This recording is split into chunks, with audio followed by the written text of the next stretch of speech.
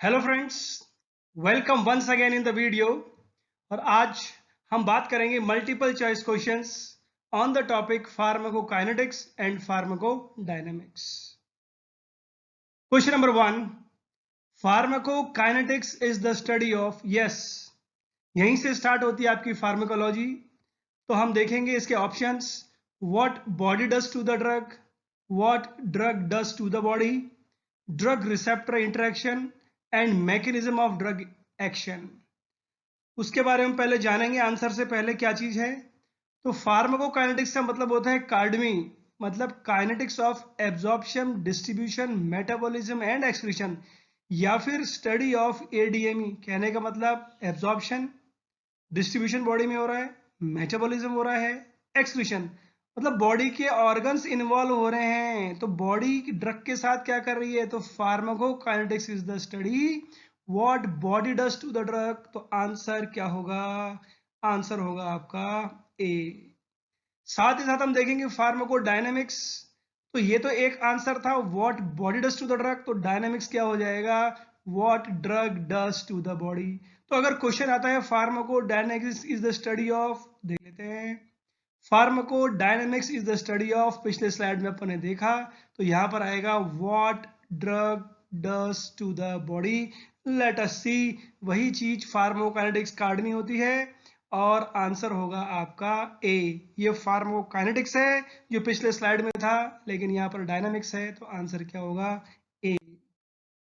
अब बात आती है एब्जॉर्प्शन क्या होता है। Absorption is the process of movement of drug molecules from a region of low concentration to region of high concentration. Movement of drug molecules from a region of high concentration to a region of low concentration. Movement of drug molecules from site of administration into systemic circulation, या फिर इसको blood भी बोलते हैं, या movement of drug molecules from mouth to stomach. ये वाला part और ये वाला पार्ट भैया ये तो मैकेनिज्म होते हैं एब्जॉर्प्शन के, वो अपन बाद में बात करेंगे। लेकिन इसको समझने के लिए हम देखेंगे कि एब्जॉर्प्शन का हकीकत मतलब क्या होता है, कि ड्रग का साइट से ब्लड में पहुंचना, यही कहलाता है सिस्टमिक सर्कुलेशन, या मतलब इसे कहते हैं एब्जॉर्प्शन। चाहे कोई सा भी ऑर्गन हो, चाहे कोई सी भी साइट हो, जैसे स्किन के थ्रू अगर ब्लड में जा रही है तो वो क्या कहलाएगा, एब्जॉर्प्शन।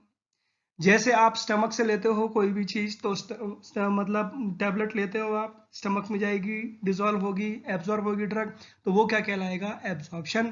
तो यस, आंसर रहेगा site of administration into the blood is called as absorption.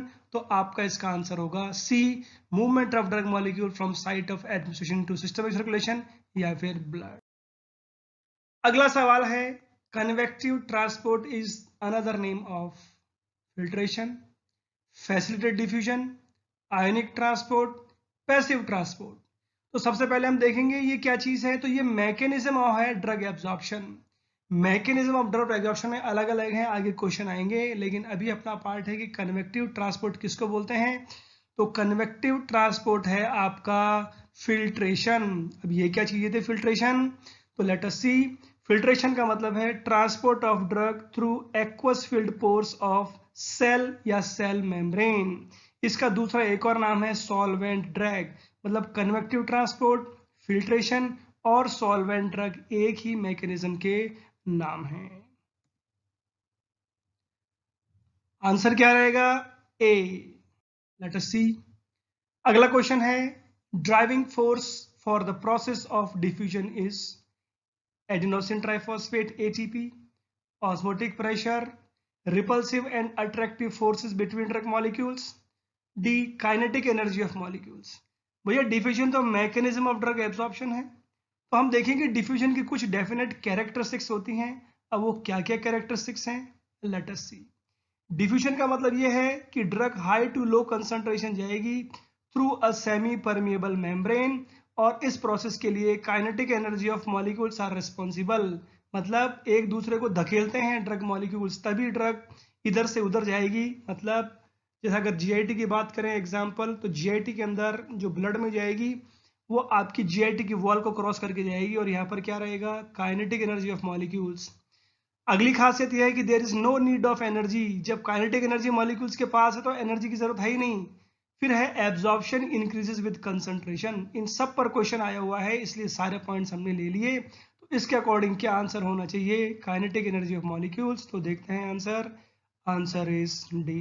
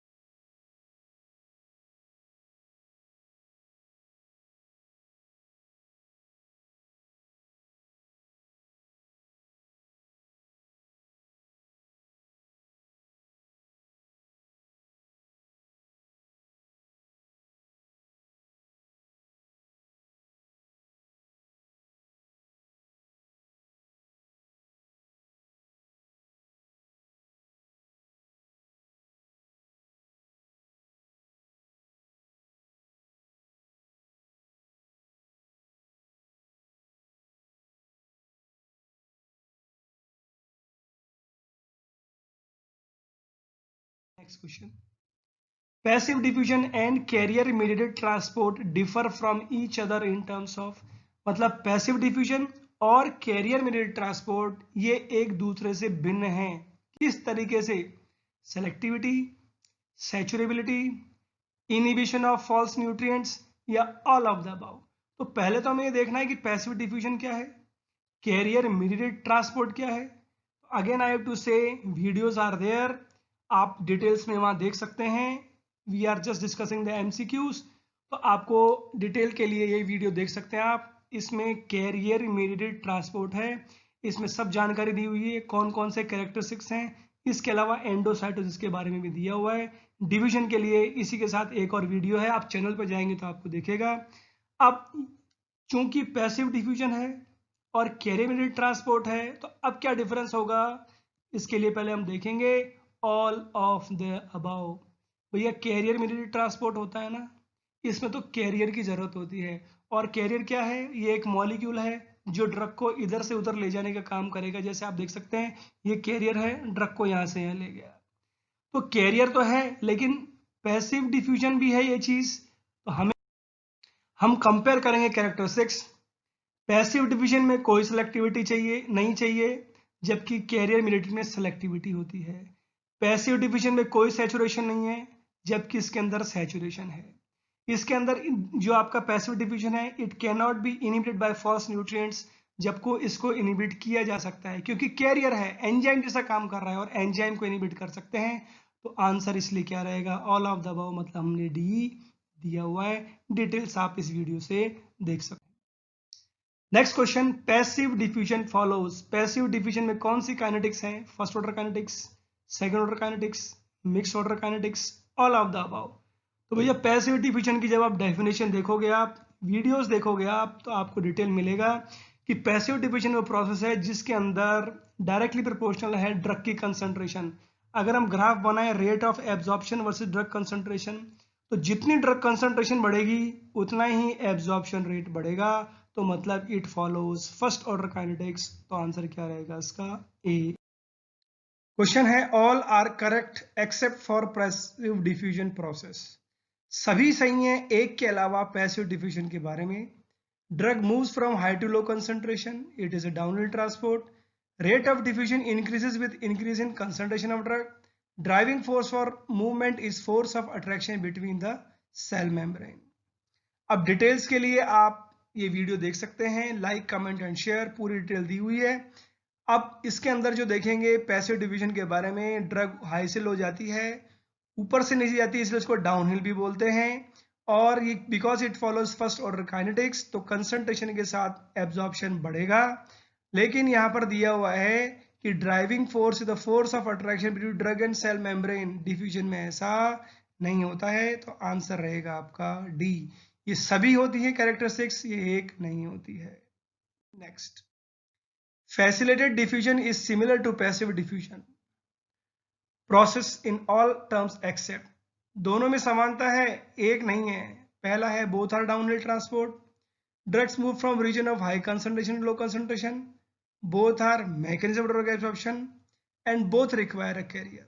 तो पहले हम देखेंगे फैसिलिटेटेड डिफ्यूजन होता क्या है। तो let us see, facilitated diffusion is equal to diffusion plus career.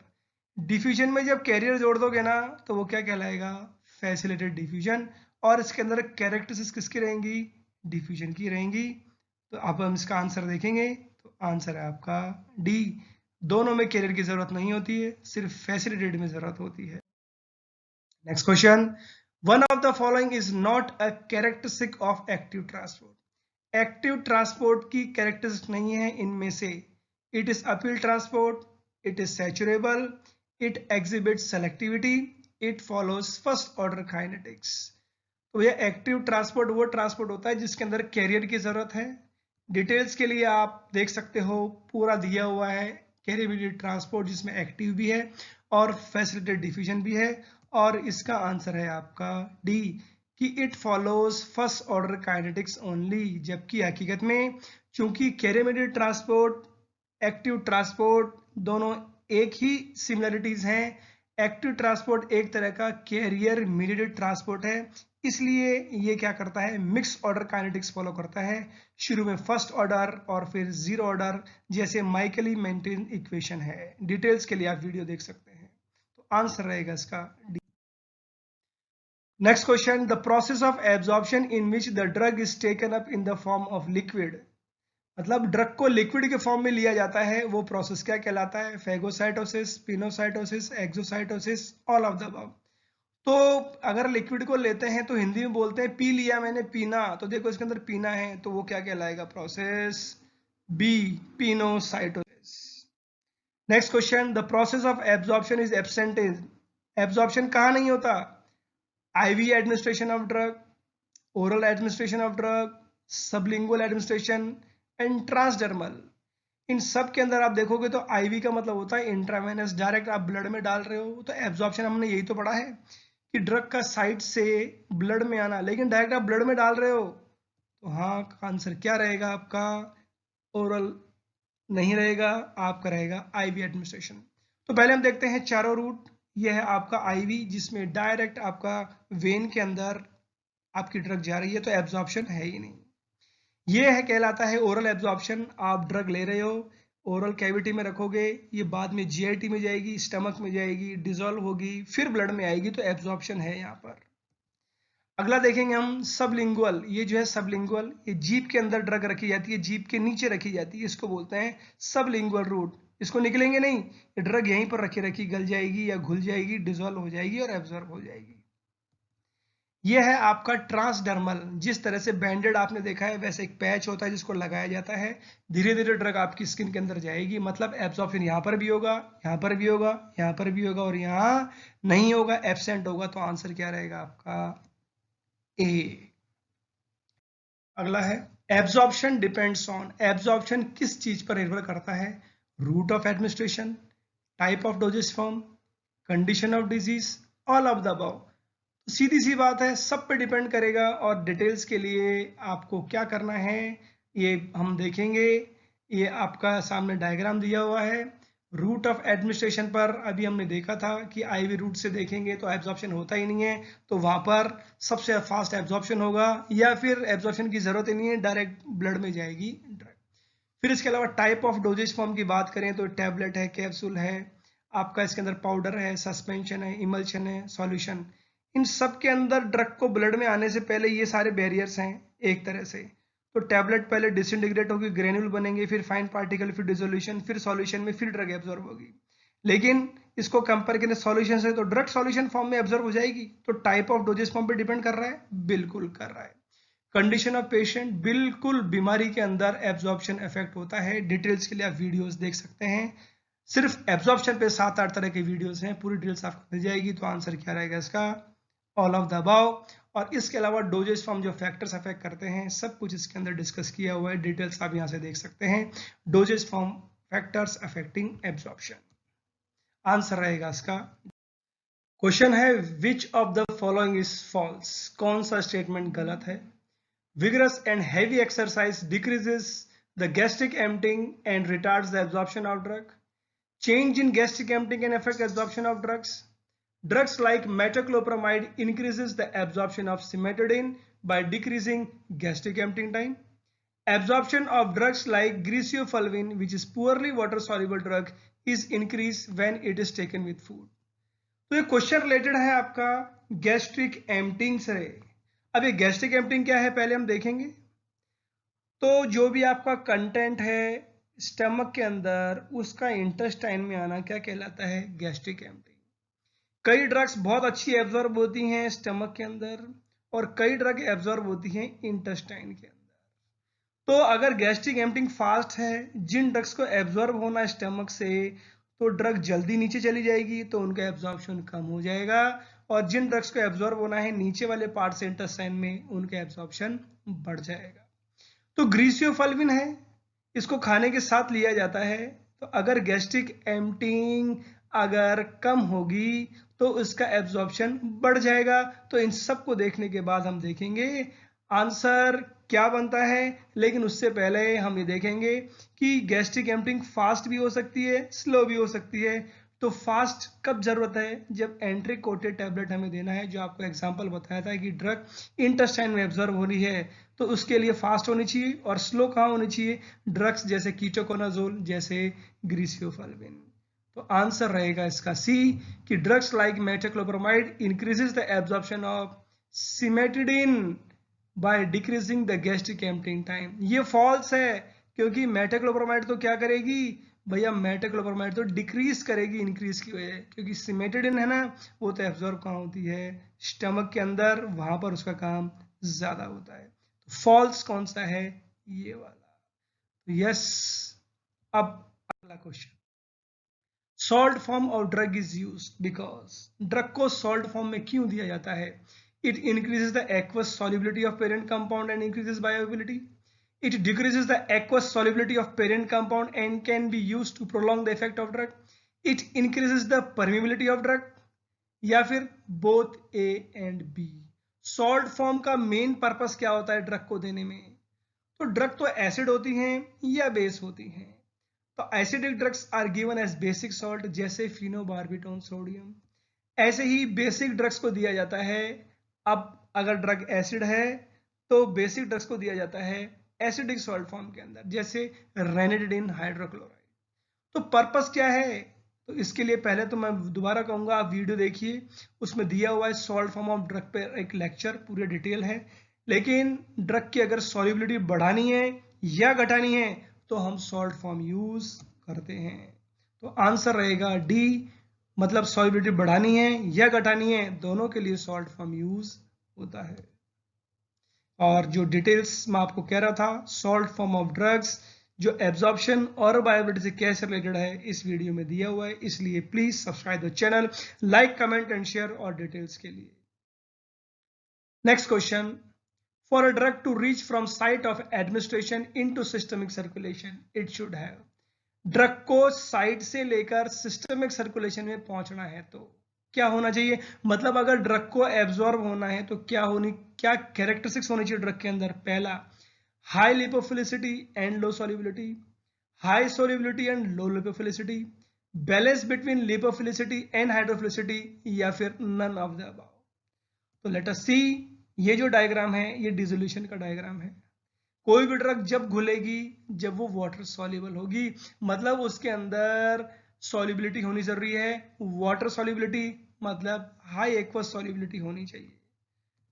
दूसरी चीज आती है कि ड्रग चलो घुल तो गई, लेकिन अगर मेम्ब्रेन के थ्रू इधर से इधर जाना है या इधर से इधर जाना है, भैया मेम्ब्रेन तो होती है लिपोइडल इन नेचर, मतलब लिपिड की बनी हुई है। अगर ड्रग प्योर वाटर सॉल्युबल रहेगी तो ड्रग अपने आप को इसके थ्रू पास कैसे कर पाएगी? मतलब ड्रग के अंदर लिपोफिलिक कैरेक्टरिस्टिक होना जरूरी है।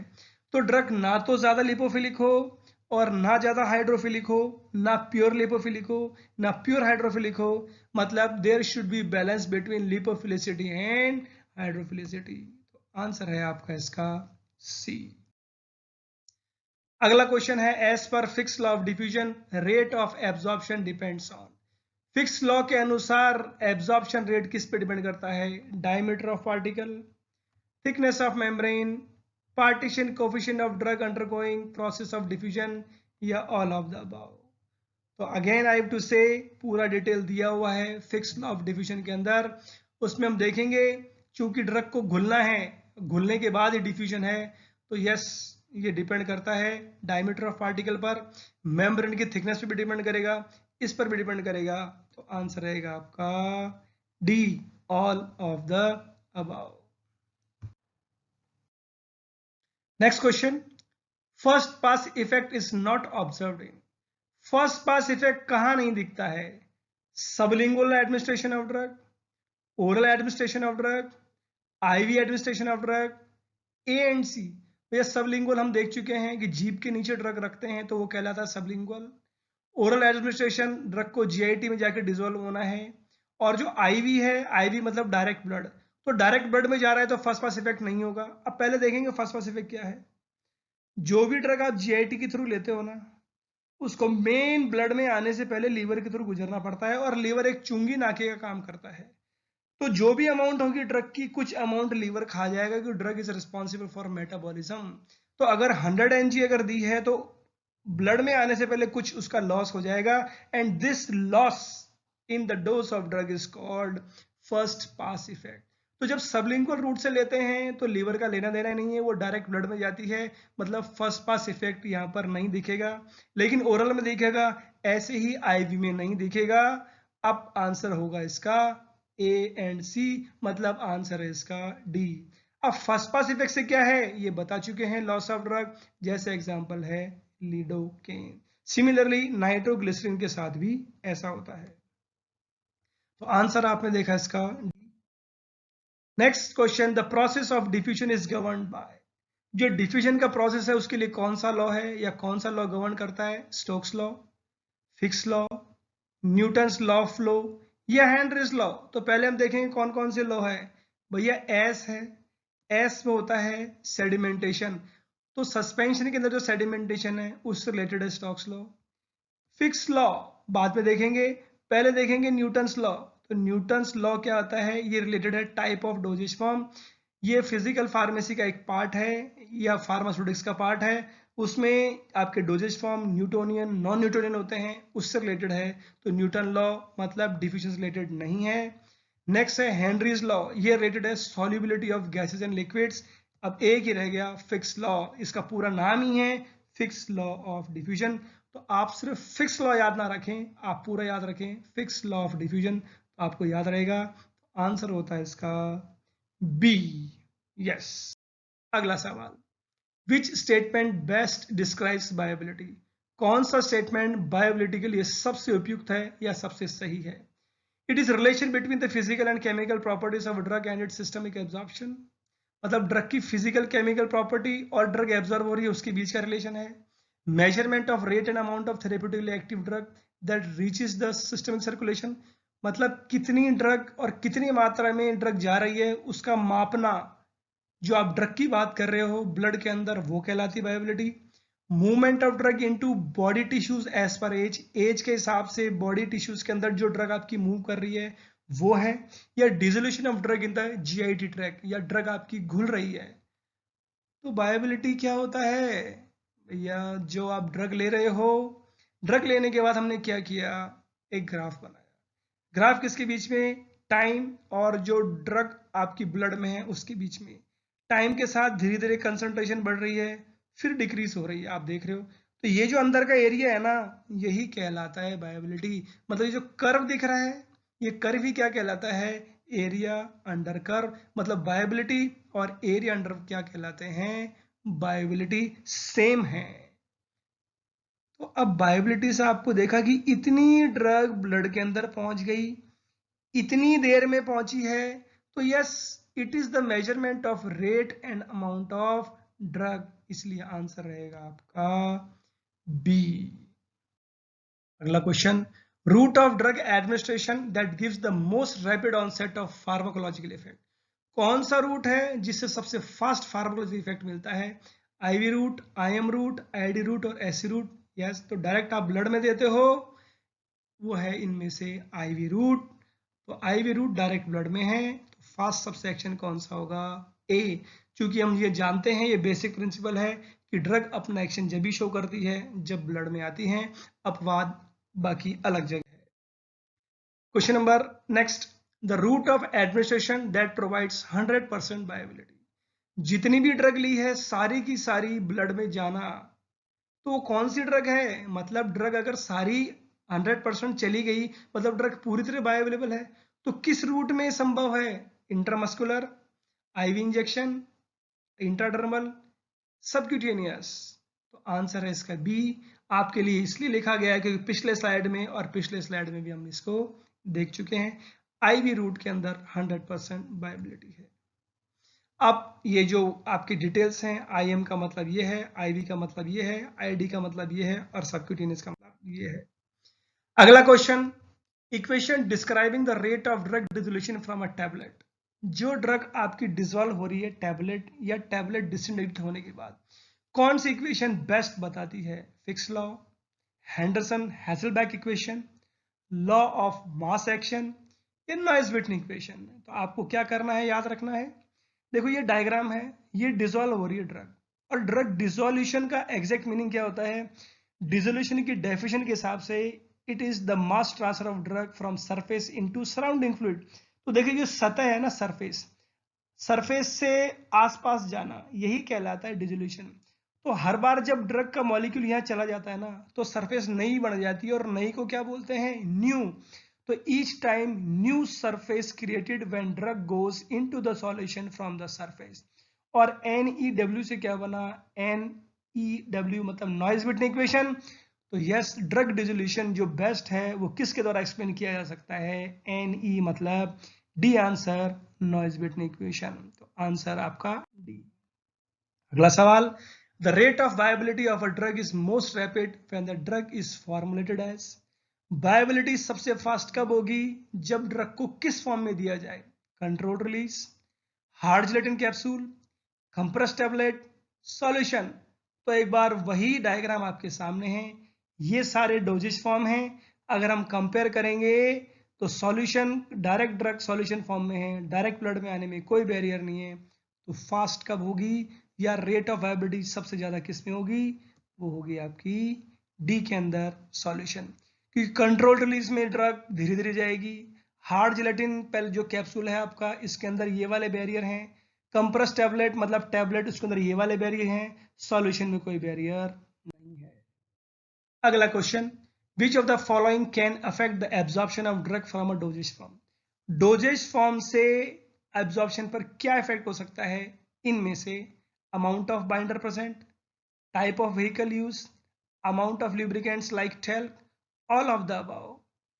तो ये जो सारे आपके फैक्टर्स हैं ये सब डिस्कस किए हुए हैं, वीडियोस के अंदर आप देख सकते हैं, लेकिन वो अपलोड किए हुए हैं आपके चैनल पर। Please subscribe the channel, like comment share. उससे पहले हम देखेंगे वन बाय वन। बाइंडर क्या होते हैं? जो ग्रेन्यूल्स को बांधने का काम करते हैं।